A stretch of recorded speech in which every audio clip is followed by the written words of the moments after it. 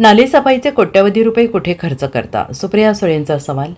पावसाळ्यात नाले तुंबतात, मग कोट्यवधी रुपये कुठे खर्च करता, असा सवाल खासदार सुप्रिया सुळे यांनी उपस्थित केला आहे.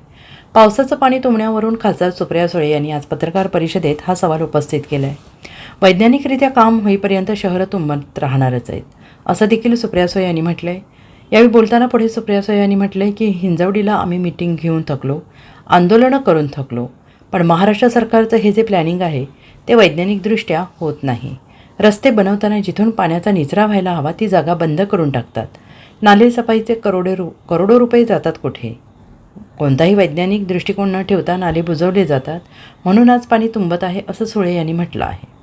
हिंजवडीला आम्ही मीटिंग्स घेऊन थकलो, आंदोलनं करून थकलो, पण महाराष्ट्र सरकारचं हे जे प्लॅनिंग आहे सायंटिफिकली होत नाही. मेट्रो, रस्ता आणि रस्त्याचं जेव्हा प्लॅनिंग करतात तेव्हा जी आउटलेट्स आहेत जिथून पाणी फ्लो व्हायला पाहिजे त्याच्यावरच बंद करतात. मग नाले सफाईचे करोडो रुपये जातात कुठे? नाले सायंटिफिक विचार न करता बंद केले जातात, म्हणून ते तुंबतं सगळं ना, नाही तर का तुंबेल? Bureau report, SBN Marathi.